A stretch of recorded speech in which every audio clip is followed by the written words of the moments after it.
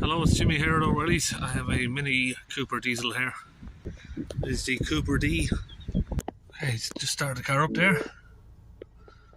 So it's got a persistent issue with the DPF. This one here. Okay, let's talk about where people have been going wrong again, huh? So this has been, again, multiple people trying to fix it. So let's talk about where they went wrong. We've got the launch Eurotab 3. I'm just going to read the codes and show you what we got. So we've got particle filter system,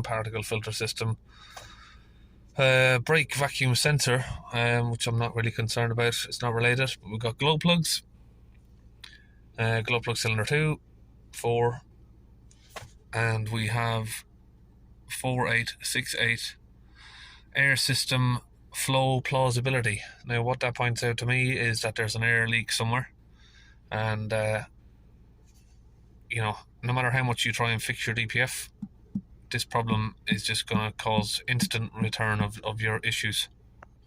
And then not only that, you got your glow plugs as well. So people have been trying to clean this DPF. It's been back a few times, but they could never seem to get around to fixing it. Then she's brought it to someone else. They have ran, listen to this, 4 forced regenerations. None of them have worked. The first one didn't work, so they tried a second, and they tried a third, and they tried a fourth. Of course, it still didn't work. You've got glow plug issues. You've got airflow problems. Let's try and have a look around. Okay, before I step outside, I don't know if you could already hear, but we have terrible wind outside, so I apologise if there is a lot of wind noise on the video. Get the bonnet open.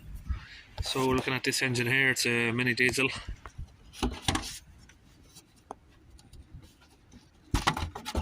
Come on. That's it, we're up. Nice black fingers already. Okay, we've got the glow plugs down here. Okay, I'm having a look over here, and look what I can see straight away. I can see something that would cause a plausibility in the airflow.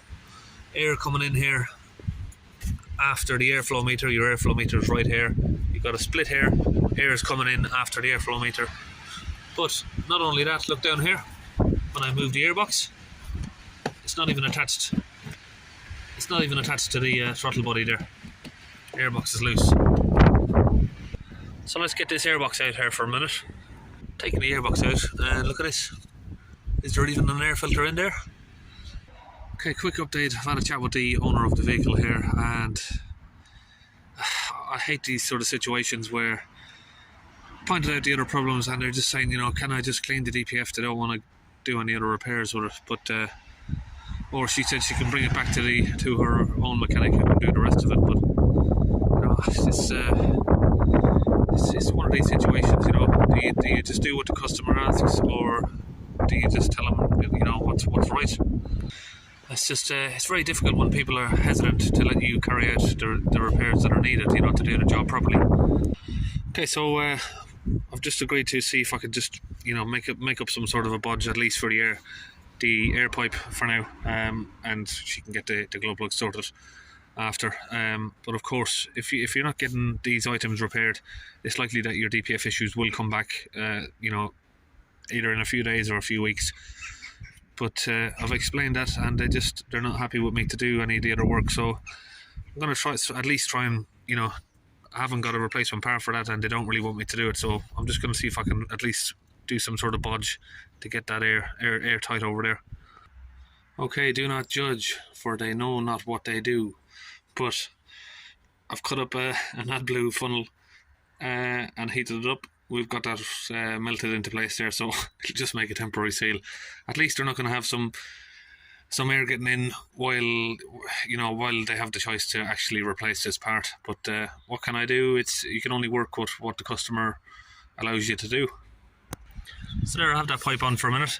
Now you can see, if I grab this, it's all clipped in nice and solid, and that'll hold there.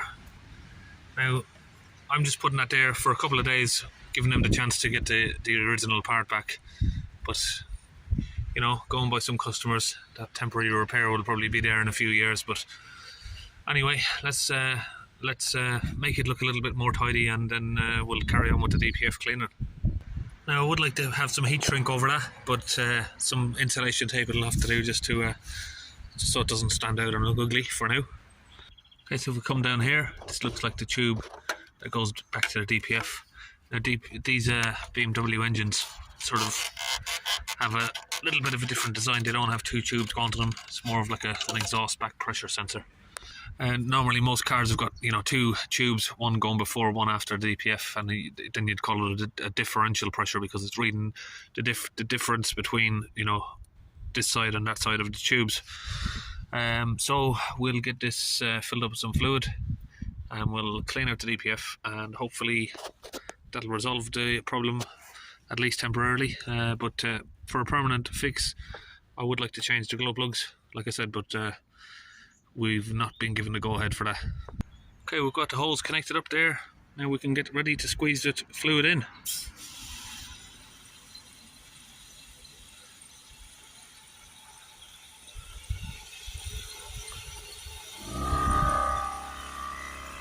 That's just connected up there to portable compressor.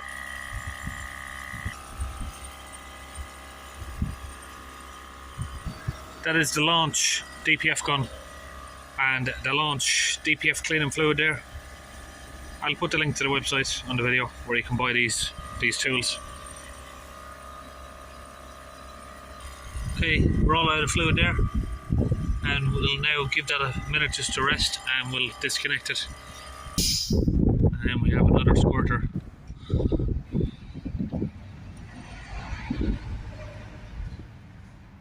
Okay, we've now got that connected back up to the sensor there. Okay, we're back in the car. Let's go back to let's have a look for the live data so we can watch what sort of pressure we are at and how much it's going to drop. So let's start the vehicle up. I don't know why that's saying -6.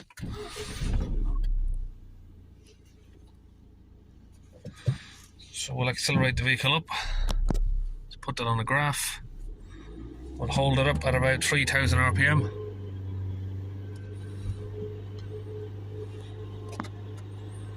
And we'll see how quickly that pressure drops.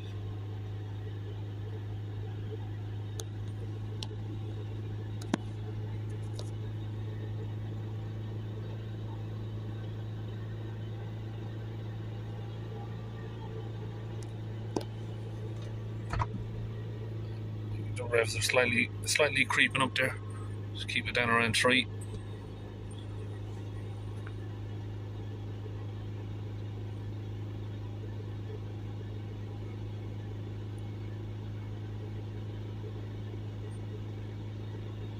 So it is now 11:48. I'll pause the video for a couple of minutes. So it is coming down. We're about a minute in now. We're at 90 millibars.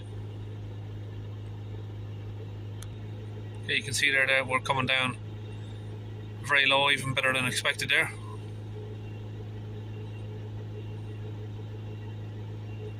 So we're now about 2 minutes into the clean.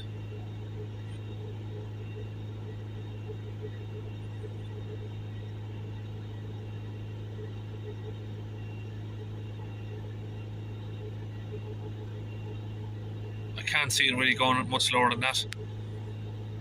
That's probably the lowest reading I've had so far, to be honest.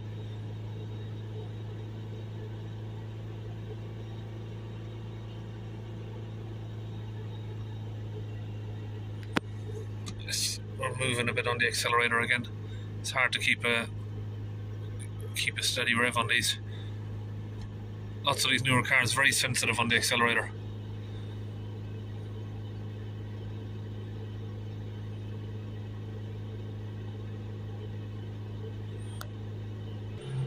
So we're giving it some revs up and down. The pressure to me looks too low. So I don't know if the DPF's been damaged from all of the forced regens they've been giving it.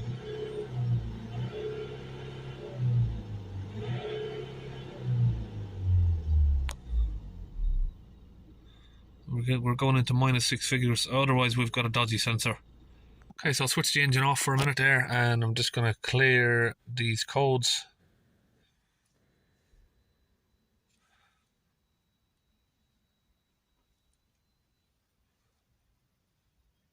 So now we're left with 3. I'm going to go into the special functions, drive, diesel particle filter replacement.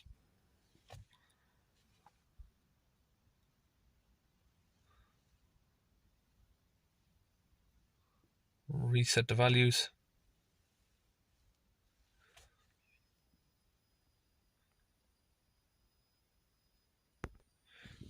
And now the message has disappeared there. I'm going to go back in and read the codes. So we've got the glow plugs and the brake vacuum sensor. So it looks like we have a dodgy sensor maybe on this as well, or it's out of calibration.